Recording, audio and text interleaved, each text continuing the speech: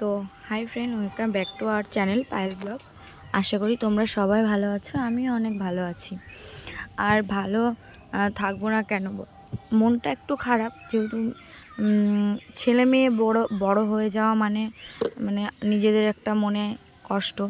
তো আজকে আমার মেয়ের জন্মদিন, তার জন্মদিন আর বাইরের ওয়েদারটা দেখো, মানে ওয়েদারটা খুবই সুন্দর, কিন্তু মানে আমার জন্য দিনটা সত্যি খুব খারাপ ছিল। মানে আমার মেয়ে একটু আনন্দ কিছু করতে পারেনি। তো দেখতে পাচ্ছ আমি সকাল সকাল উঠে সব কিছু কমপ্লিট করছি, আমার যেহেতু আমার মেয়ে বার্থডে বলে কথা।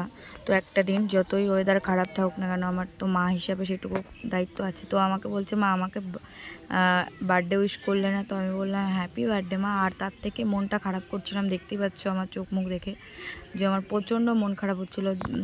প্রথমত ভেবেছিলাম একটু বার্থডে সেলিব্রেট করব, কিন্তু তারপরে যা অবস্থা মনে হচ্ছিলো যে হবে না, এই জন্য মনটা খুব খারাপ লাগছিলো। ওর মনটাও, আমার মা বোন বাবা আসতে পারছিল না, প্রচণ্ড বৃষ্টি হচ্ছিলো। জানো যে তোমরা তোমার রবিবার মন খারাপের মাঝখানে তোমাদের একটা ভালো ছবি দেখাই।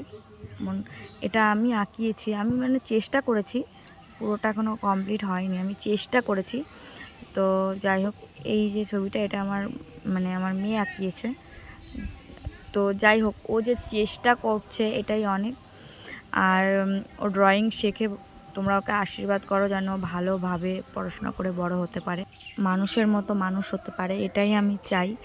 আর দেখতে পাচ্ছ ওখানে আমাদের মধ্যে আশীর্বাদ জিনিসটা নেই, কিন্তু দুপুরবেলার ও যা যা খেতে চেয়েছে সেগুলো আমি রান্না করে ওকে দিয়েছি।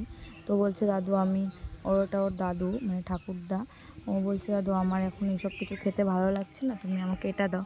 তো সেটাই দিচ্ছে। আর এতটা বৃষ্টি আমাদের, দেখতে পাচ্ছ পাশে পুরো ভিজে কী অবস্থা। আমি না পারছি ঘরে দিতে, যেহেতু ঘরেতে কারেন্ট নেই, খুব প্রবলেমে, সত্যি মানে দিনটা খুব কষ্টে কাটিয়েছি আনন্দ মাঝকে। তারপরে ওর বাবা ওকে খাইয়ে দিল, আর বলল, ওর বাবাকে বলছে, বাবা আমাকে গিফট দেবে না? তোর বাবা বলছে হ্যাঁ তোমাকে তো গিফট দেবো। তো এমন একটা দিন, না কিছু আনতে পেরেছে না কিছু, দেখতেই পাচ্ছ এত বৃষ্টি। তারপরে ওর বাবা খাইয়ে দেওয়ার পরে এই যে এখানে আমি সবে স্নান করে রান্না টান্না করে স্নান করে এসেছি, আমি এখনও রেডিও হতে পারিনি, তোমরা কিছু মনে করো না। আর তারপরে আমি মাকে জিজ্ঞাসা করছি কি খাবে, বলছে মা আমাকে একটু পায়েস খাইয়ে দাও। তো তারপরে আমি ওকে আপাতত কিছুই দিতে পারিনি এখন বৃষ্টির জন্য। তো ওর জন্য একটা জিনিস বানাতে দিয়ে এসেছি, সেটা তোমাদের অবশ্যই আমি পরের ব্লগে দেখাবো।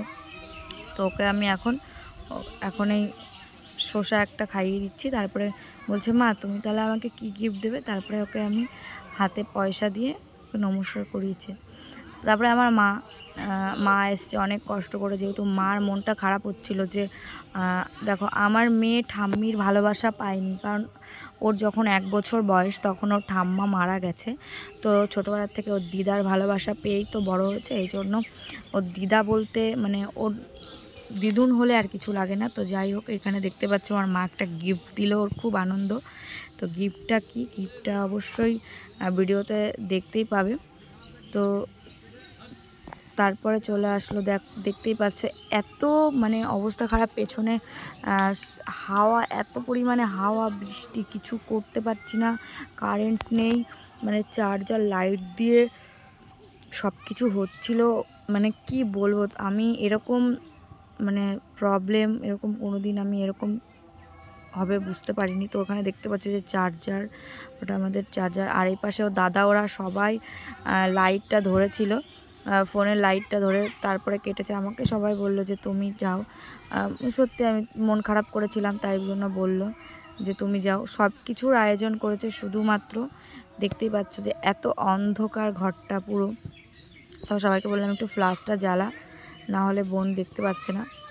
তো যাই হোক, ওকে সবাই আশীর্বাদ করো যেন মানুষের মতো মানুষ হতে পারে আর বড় হতে পারে। তো যাই হোক, ব্লগটা তোমরা দেখতে থাকো কন্টিনিউ, অবশ্যই তোমাদের ভালো লাগবে। আর বার্থডের মাঝখানে অনেক কিছু তোমাদের আমি দেখাতে পারিনি, যেহেতু এত বৃষ্টি। আমি কি মেনু করেছি সেটাও তোমাদের দেখাতে পারিনি। তো আমি ফ্রাইড রাইস করেছিলাম, চিকেন কষা, পায়েস, চাটনি, পাঁপড়, মিষ্টি, এগুলো সবই করেছি। মানে পাশাপাশি কজনকে আমি বলেছি, বেশি কাউকে বলতে পারিনি। তো তো যাই হোক, ভিডিওটা কন্টিনিউ দেখো, ভালো লাগলে অবশ্যই লাইক কমেন্ট শেয়ার করবে।